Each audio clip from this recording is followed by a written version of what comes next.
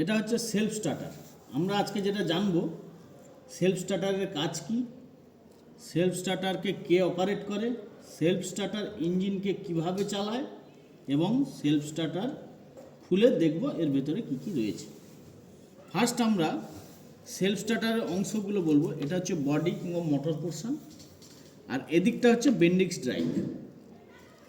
কোন জায়গায় থাকে অ্যাকচুয়াল সেলফটা আমাদের, এটা হচ্ছে ফ্লাইহুইল। ফ্লাইহুইলকে সেলফ স্টার্টার দিয়ে ফ্লাইহুইলকে ঘোরানো হয়। এই জায়গায় এরকমভাবে লাগানো থাকে।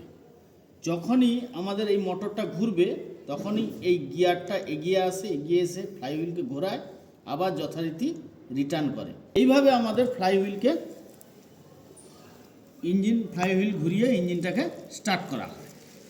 এবারে আসবো আমরা এই স্টার্টার মোটরটাকে খুলব। ফার্স্ট হচ্ছে বেন্ডিক্স ড্রাইভটাকে খুলছি। বেন্ডিক্স ড্রাইভের লক নাটটাকে খুলছি।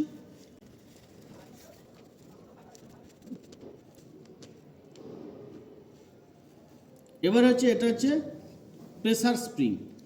যখনই আমরা সেলফটা বন্ধ করে দিই তখন এই অবস্থায় ছিল এরকম, যখনই সেলফটা ইঞ্জিন স্টার্ট হয়ে যাওয়ার পর বন্ধ করে দিলাম তখন এটা ছেড়ে এইভাবে চলে আসে, যাতে এই টোটাল প্রেসারটা এই গ্রহণ করে। এই জন্য এটা হচ্ছে প্রেসার। এই যে থ্রেডটা করা হচ্ছে এই স্কোয়ার থ্রেডের উপরেই এই বেন্ডিক্স ড্রাইভটা আপ ডাউন করে। এটা হচ্ছে বেন্ডিক্স ড্রাইভ। এটা টোটাল ইঞ্জিনকে স্টার্ট করতে ব্যবহার করে এবং স্টার্ট হয়ে গেলে এই আবার যথারীতি নিজের পজিশনে চলে আসে এবং আমরা সেলফ বন্ধ করে দিই। এবারে আমরা সেলফের যে মোটরটা রয়েছে সেটা খুলব।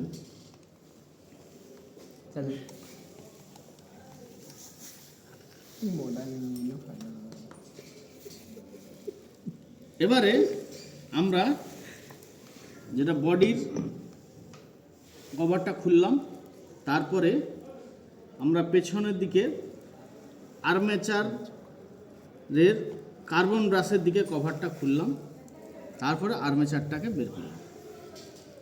তাহলে এটা হচ্ছে কার্বন ব্রাশের কভার।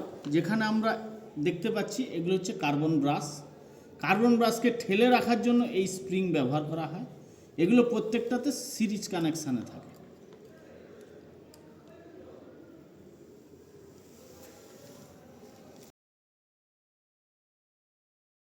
আর্মেচার কয়েল, এটা কমিউটেটর।